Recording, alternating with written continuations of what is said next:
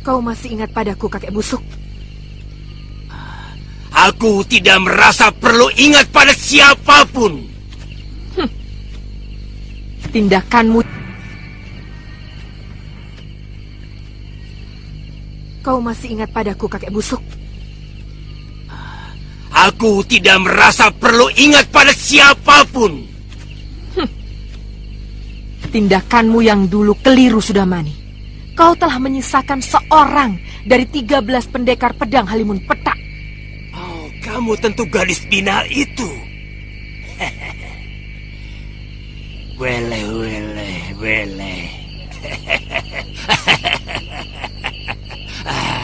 Kamu kangen padaku, anak manis? Kamu rindu padaku?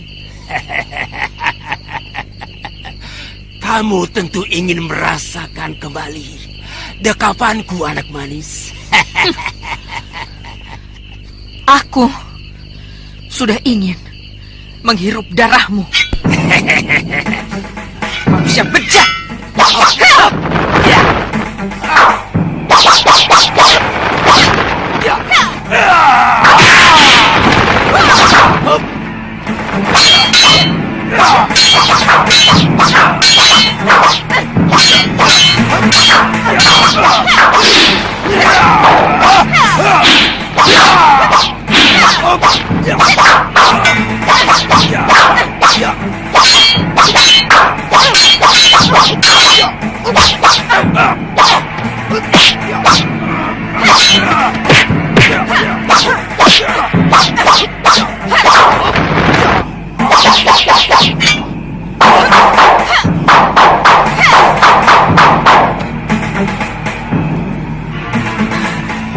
Ilmunya hampir seimbang dengan pemuda yang pernah mengalahkan aku.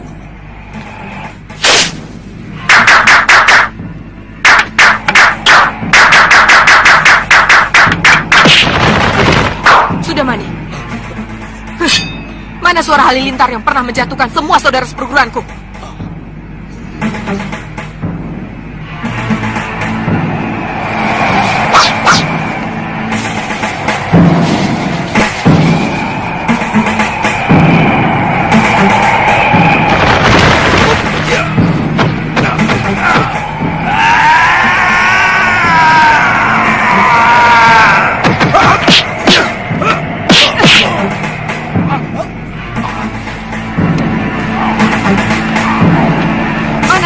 Darahmu.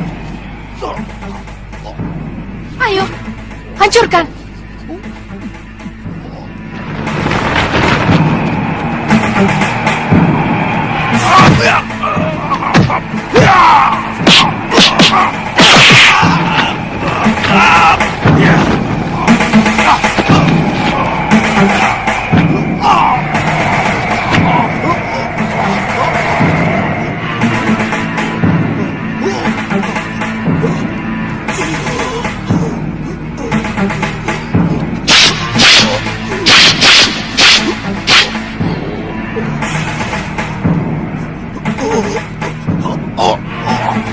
Sekarang, tunjukkan kejantananmu, Sudamani.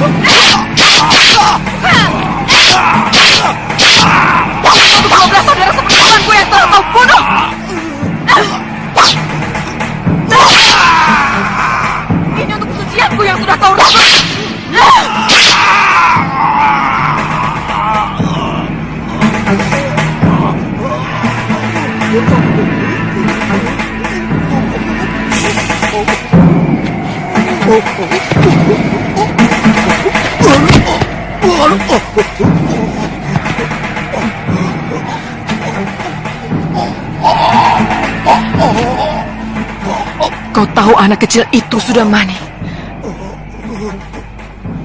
Dia adalah titisanmu. Ku kandung dia. Ku besarkan dia. supaya tahu bapak yang telah menganiaya dengan biadab seorang gadis yang telah tidak berdaya.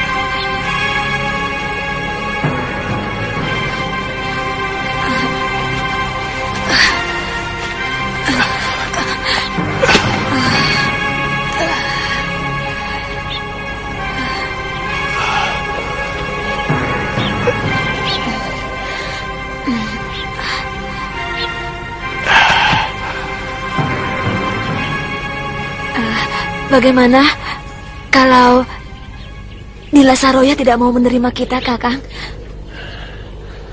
Kita coba menyentuh perasaannya. Setidak-tidaknya dia tahu bahwa kita pun pernah dianiaya oleh Sedemani. Mudah-mudahan kesama nasib kita bisa menyentuh perasaannya.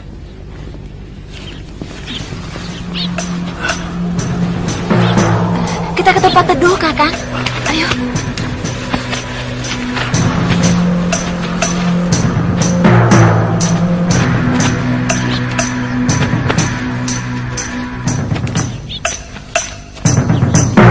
Ke situ.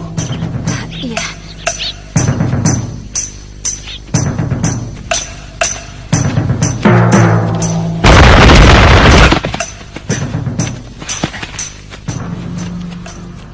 Hei, mau kemana kalian, ha?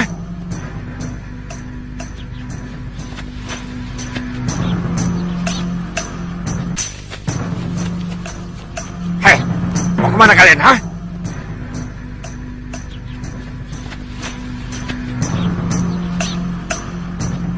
Kami mau menemui Nila Saroya. Memangnya ada urusan apa? Hah? Hah? Nyawa kami pernah diselamatkan beliau. Kami mau mengabdi kepadanya.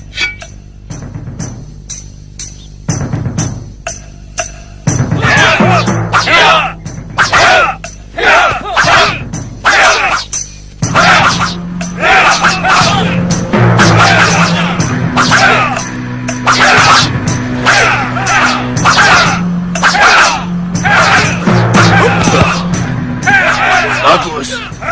Kembalilah ke tempatmu.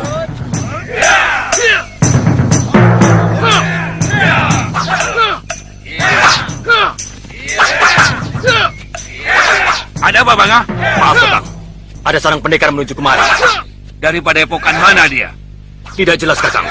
Yang pasti, dia bukan murid Nila Saroya. Apa? Jangan-jangan mata-mata, Kakang. Saya kira lebih baik semuanya menyebar dulu. Jangan keluar sebelum ada perintah dariku. Baik. Saya curiga dia mata-mata Nila Saroya. Saya dengar Nila Saroya masih terus mencari kita. Dia ingin melenyapkan seluruh murid ayahnya yang tidak mau ikut dengannya. Sebaiknya bubarkan dulu mereka. Semua bubar. Jangan muncul sebelum ku panggil.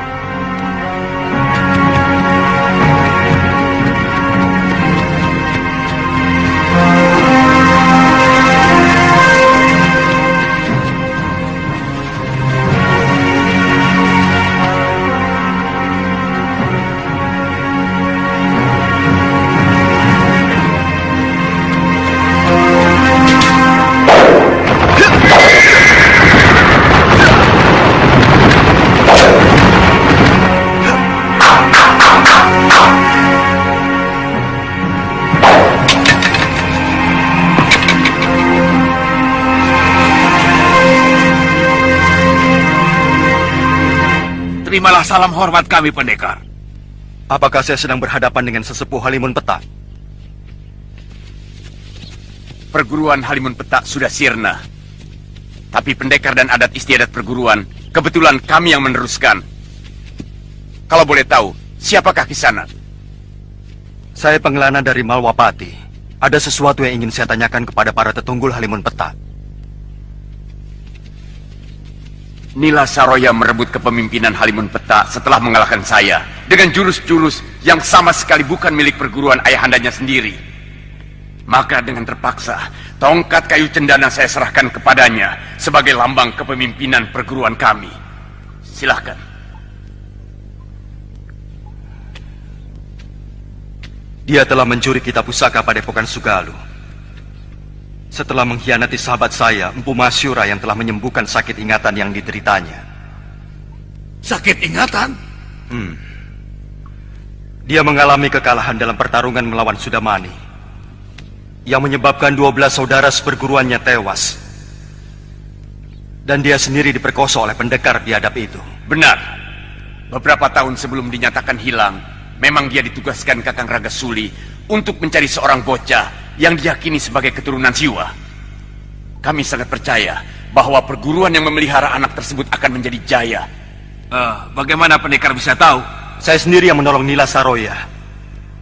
Dalam keadaan luka parah, saya bawa dia ke Sugalu, dan Empu Masyura bersedia mengobatinya. Tapi ternyata segalanya berakhir dengan sangat buruk. Empu Masyura telah terpikat oleh kecantikan Saroya, lalu mengawininya, sementara istri beliau Dewi Sintawati ditelantarkan, bahkan difitnah dan dibuang di sebuah pulau.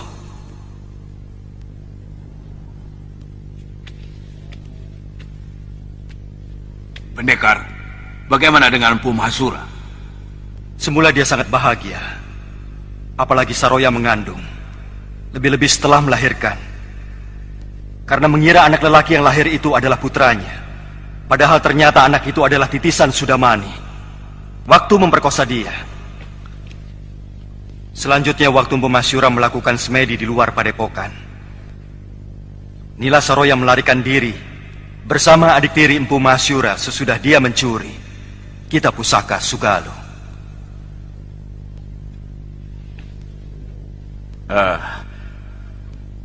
Kisanak mau menghukum Saroya? Saya merasa berdosa kepada Empu Masyura, karena sayalah yang membawa perempuan itu untuk diobati di sana. Itu hak Kisanak sepenuhnya, karena antara kami sudah tidak ada hubungan lagi. Dan persoalan yang menyangkut Kisanak ataupun perguruan Sugalu tidak ada sangkut pautnya dengan perguruan Halimun Petak yang asli. Dan kamilah penerus dari perguruan itu. Terima kasih Kisanak.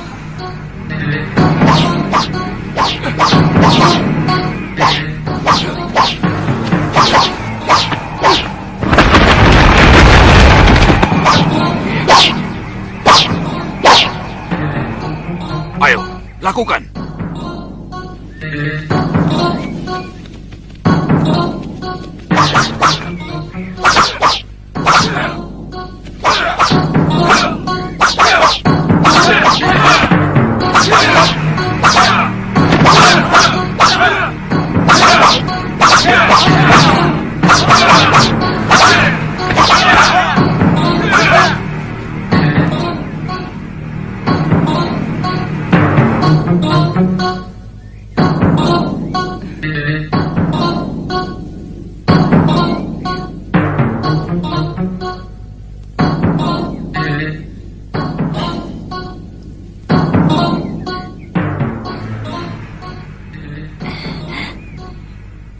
Sebagai putra-putri Kaladana, aku sangat yakin kalian pasti mempunyai ilmu kanuragan yang cukup.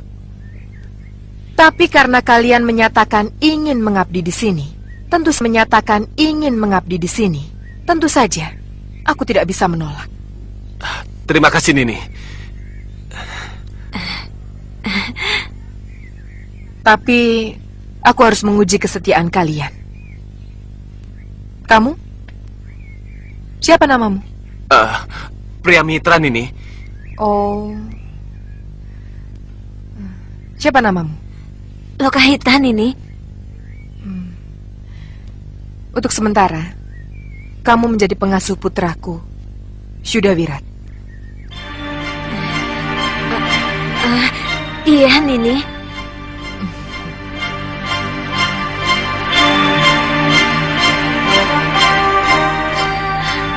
Simpan dulu ularnya.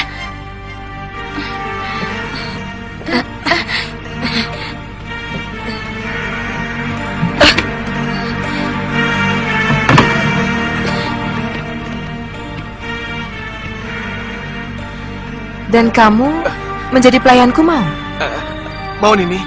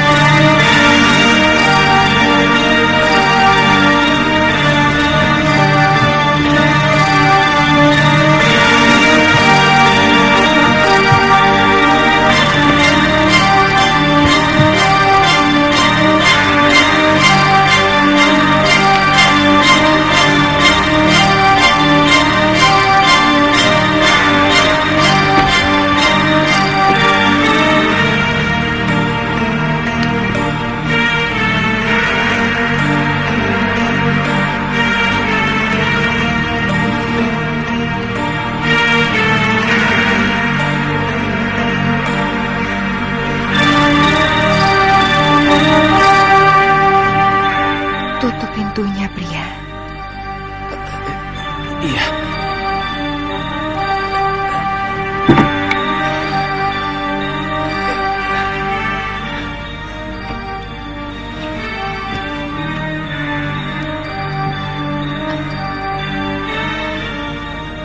Kau bisa memijat, bukan? Bisa, Nini. Saya biasa memijit bopo saya sesudah latihan.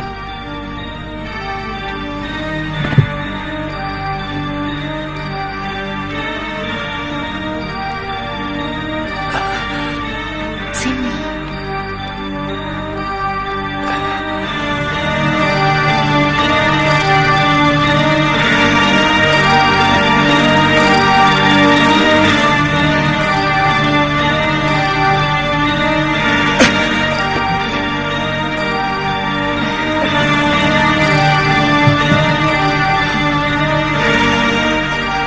Kakiku pegal, pria.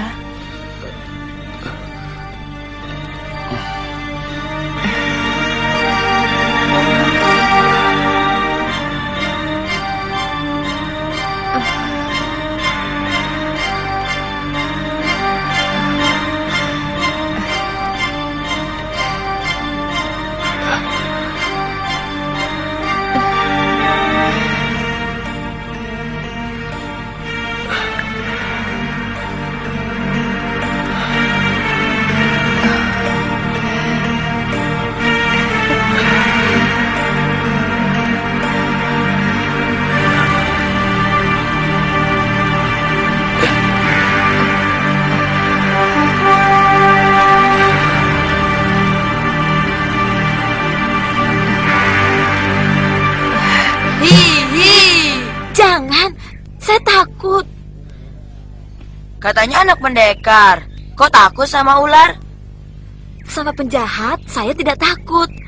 Tapi kalau sama ular, saya takut.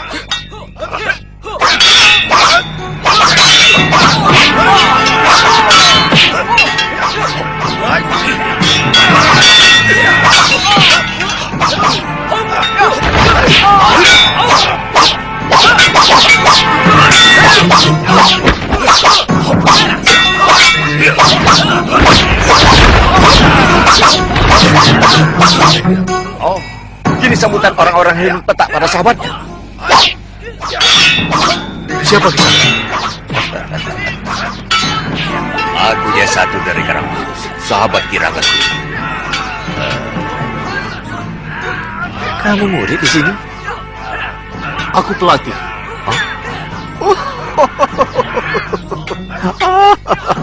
Sudah semakin kacau pada epokan ini. Kamu tentu orang luar. Jurus-jurusmu bukan milik perguruan Halimun Petak. Rupanya ini yang diceritakan Yatindra dan semua tetua Halimun Petak. Hai, mana Saroya? Akan kuberi pelajaran dia. Hei, diam kamu. Hadapi aku dulu. Kurang ajar.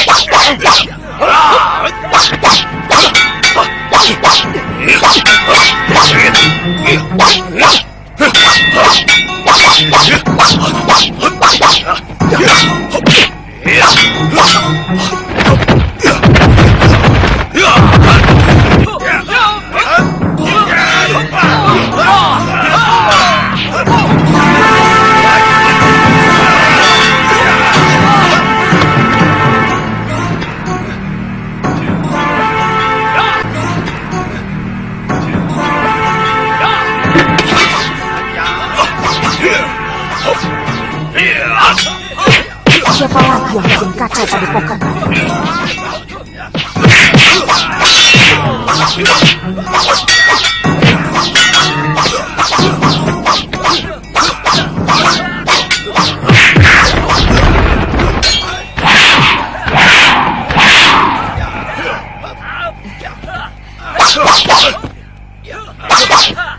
Oh, rupanya ada tamu yang berkunjung kemari.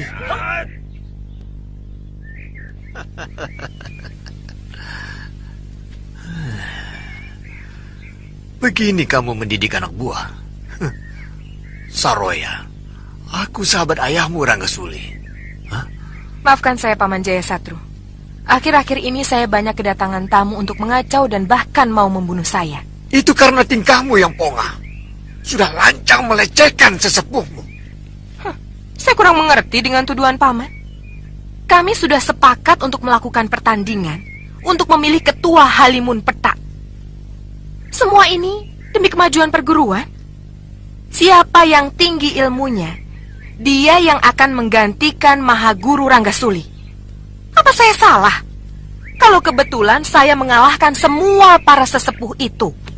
Setauku tidak pernah ada aturan main seperti itu di perguruan Halimun Petak. Biasanya adik Mahaguru yang langsung menggantikannya kalau sang Mahaguru meninggal. Bukankah aturan itu berlaku untuk orang yang hidup, bukan orang mati? Kamu memang benar-benar murid kualat, Saroya. Iya.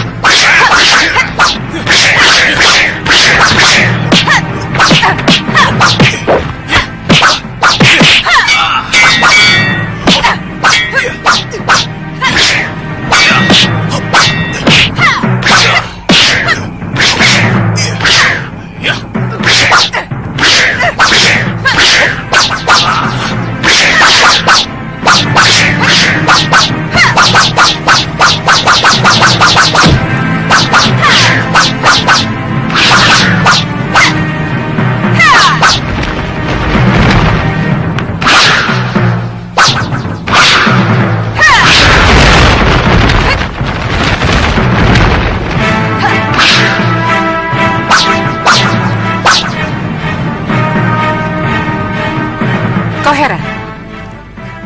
Gila, bagaimana mungkin dia bisa meniru jurus ciptaanku? Aku bisa menguasai semua jurus pedang naga ciptaanmu, Paman Jaya Satru.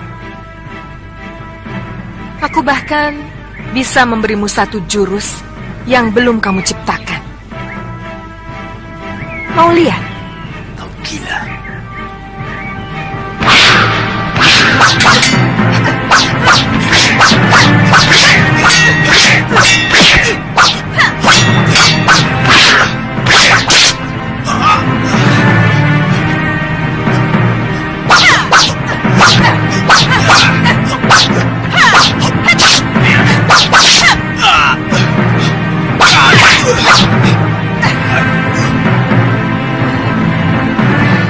baik bawa pulang anakmu, Paman. Dan akui saja kepemimpinanku di Halimun Petak.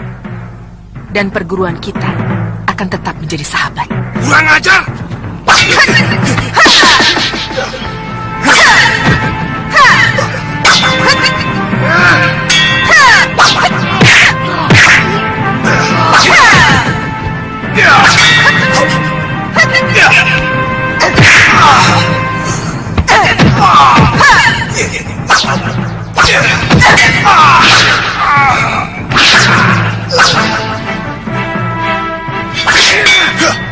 Jangan ikut campur dari Pasyura. Akan kutunjukkan kepada mereka Halimun Petak yang sejati.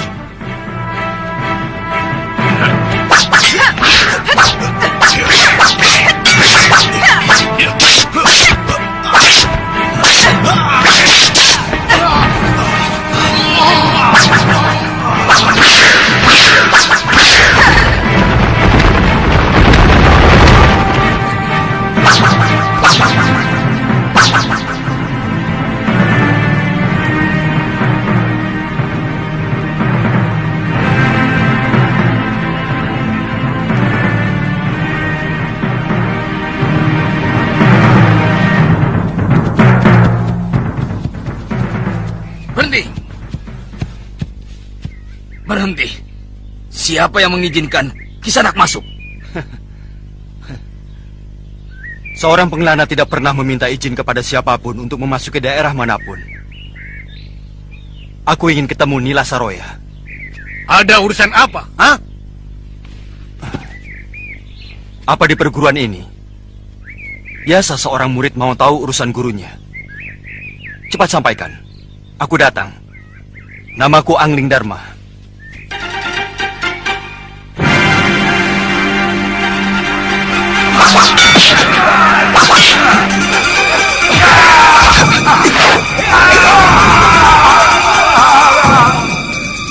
Darpasura.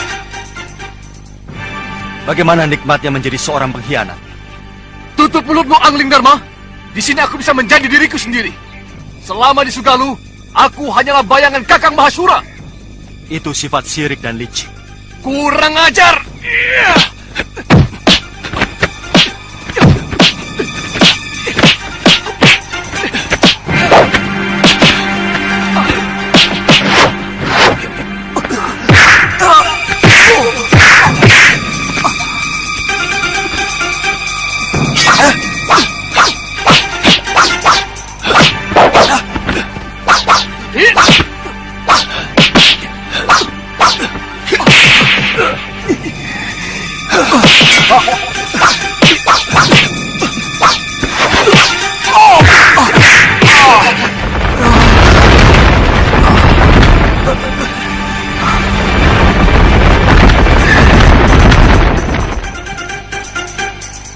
Seorang murid mau tahu urusan gurunya.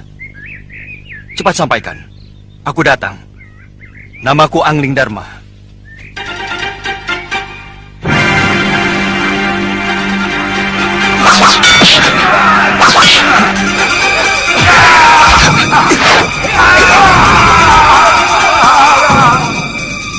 Darpasura. Bagaimana nikmatnya menjadi seorang pengkhianat? Tutup mulutmu, Angling Dharma. Di sini aku bisa menjadi diriku sendiri. Selama di Sugalu, aku hanyalah bayangan Kakang Mahasura. Itu sifat sirik dan licik. Kurang ajar!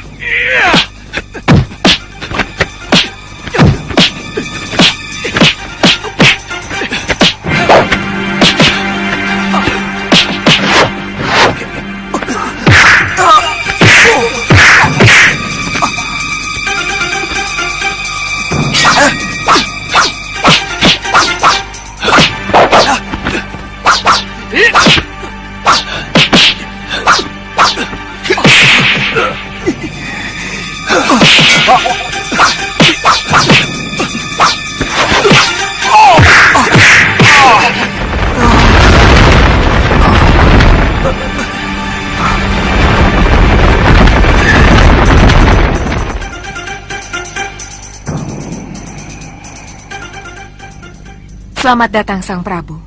Saya bangga, seorang Raja Agung Malwapati bersedia mengunjungi padepokan kami. Kembalikan semua pusaka yang kamu curi dari Sugalu, Saroya. Kamu benar-benar manusia yang tidak tahu budi. Jangan bicara soal budi, tuanku. Saya berhak mendapatkan sesuatu karena saya melakukan sesuatu. Tuan pikir, siapa yang sudi meladeni lelaki tua macam Mahasyura? Kalau saya tidak menghendaki imbalan yang cukup. Tuanku,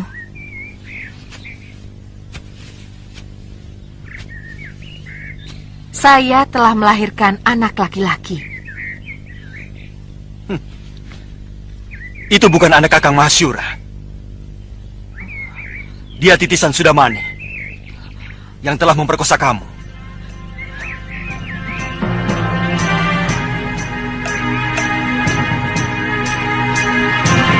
Kurang ajar.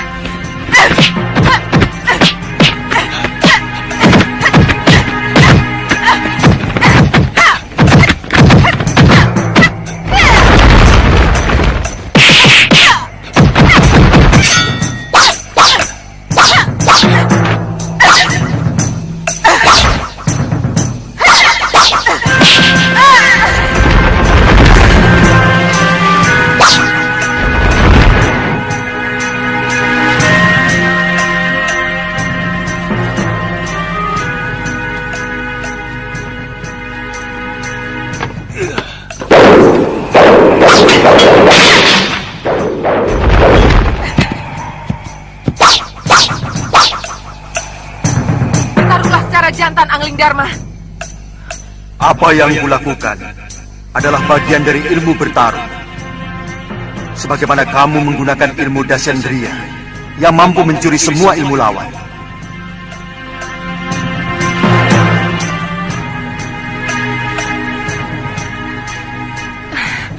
Kenapa aku tidak mempelajari ilmu alih rupa?